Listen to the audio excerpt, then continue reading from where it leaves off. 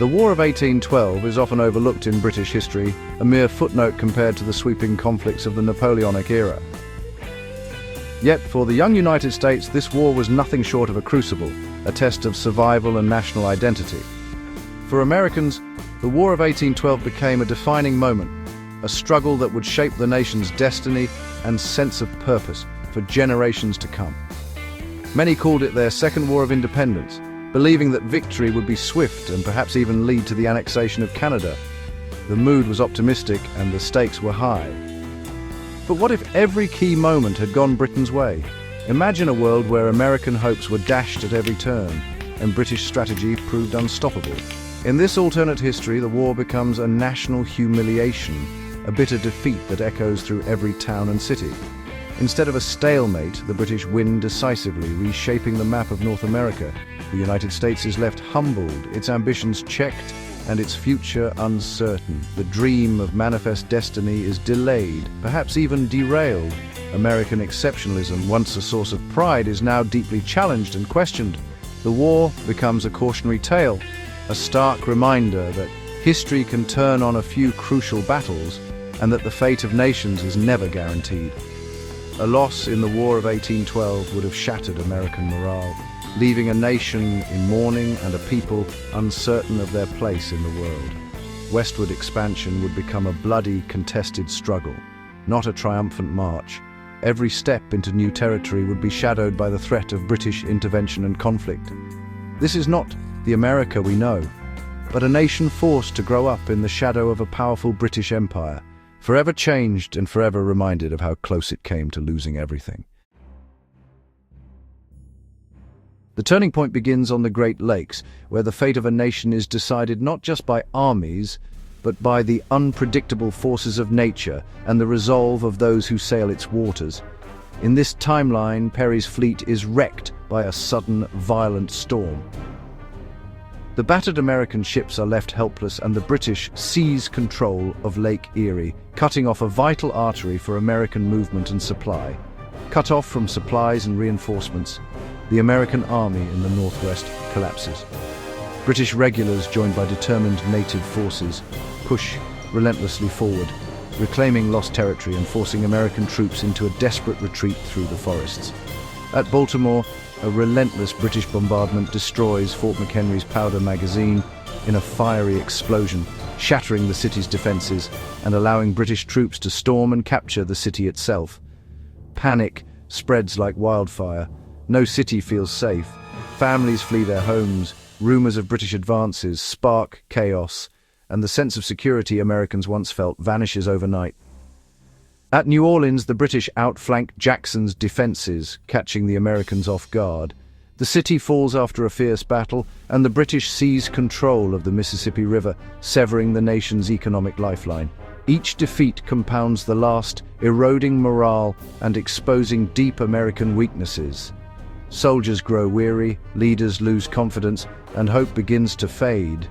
The loss of Lake Erie dooms the West, Baltimore's fall exposes the East, and New Orleans chokes the nation's economic lifeblood.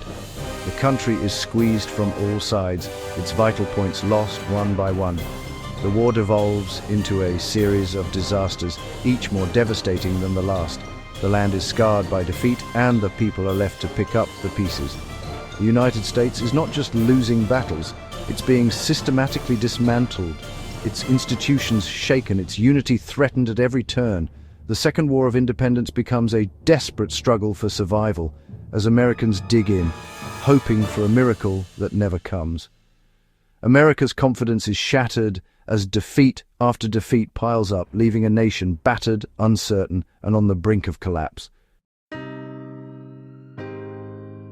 The burning of Washington, D.C. is no rallying point in this timeline, just another humiliation. After Bladensburg, British troops march into the capital unopposed.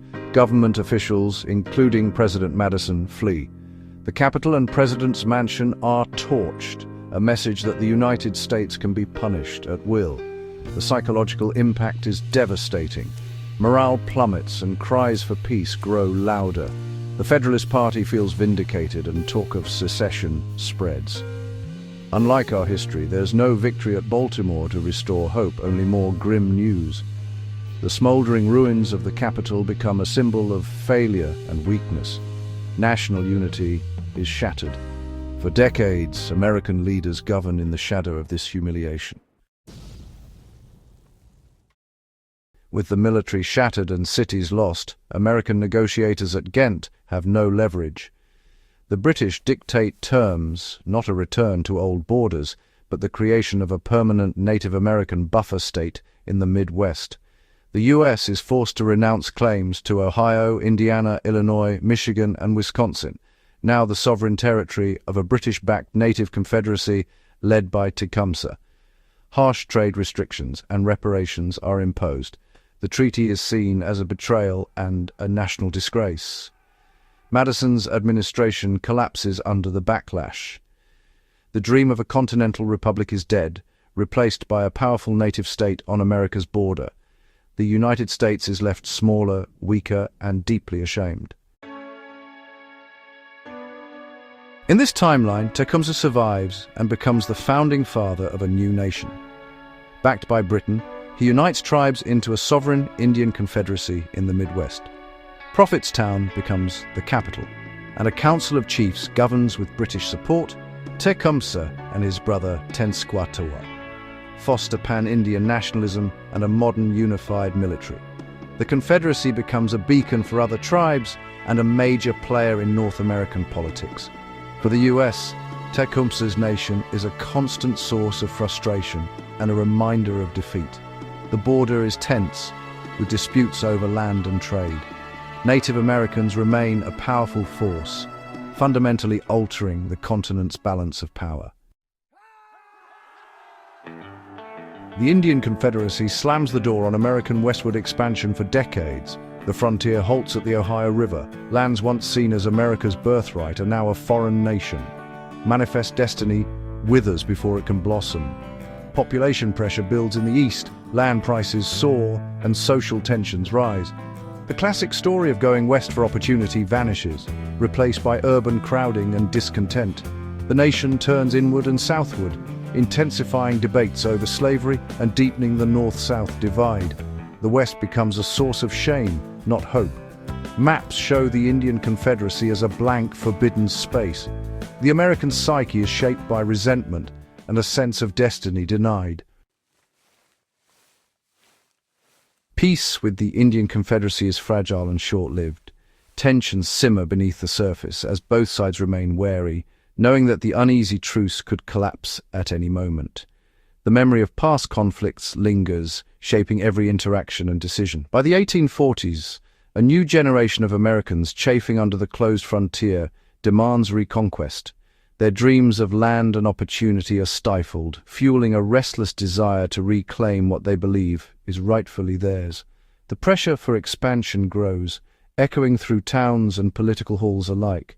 The British, distracted elsewhere by global ambitions and distant wars, are less willing to intervene. Their attention is divided, and their resources stretched thin, leaving the Confederacy increasingly isolated in the face of American ambition. The Midwest wars erupt, full-scale invasions against a sovereign nation, not pioneer settlement. These are not the skirmishes of old, but organized campaigns, marked by strategy and overwhelming force. The Confederacy, though less advanced in technology, is unified and fiercely defends its land.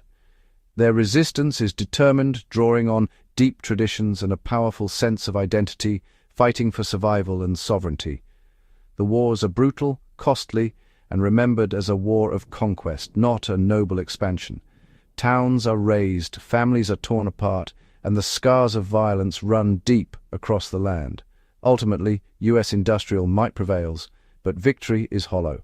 The cost in lives and spirit is immense, and the nation is left to grapple with the consequences of its actions. The annexation of the Midwest is seen as violent subjugation, not heroic pioneering. Forced marches and broken treaties become the legacy of this era, casting a long shadow over American ideals. The American story is forever changed. Expansion is now recognized as brutal conquest. Historians and citizens alike are forced to reconsider the myths of the frontier acknowledging the suffering and loss that accompanied it. The nation must confront the reality of its empire built through aggression and reckon with the moral cost of its ambitions, a legacy that continues to shape its identity today. In this world, the US-Canada border is a fortified line of suspicion, not peace. Canada is the base from which Britain humbled America, a constant reminder of defeat. The US maintains a large standing army, militarizing society and politics. Any border incident risks major conflict. Britain is seen as a hereditary enemy. Canada, threatened by the US, unites earlier and develops a strong national identity in opposition. The War of 1812 becomes Canada's founding myth. The two nations are divided by deep enmity, not friendship. Trade and migration are stifled by distrust. North America is a continent split by rivalry and resentment. A decisive defeat in 1812 fundamentally alters America's story. Instead of progress and triumph, the nation's narrative is one of failure and doubt.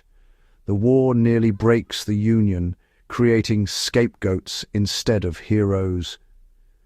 American exceptionalism is hard to sustain. The burning of Washington and loss of the Midwest become lessons in humility. The country turns inward, more isolationist and divided, its founding ideals tarnished. The War of 1812 is remembered as the conflict that humbled a republic and delayed its destiny. Even as America grows, it does so with a deep sense of insecurity and the bitter memory of defeat.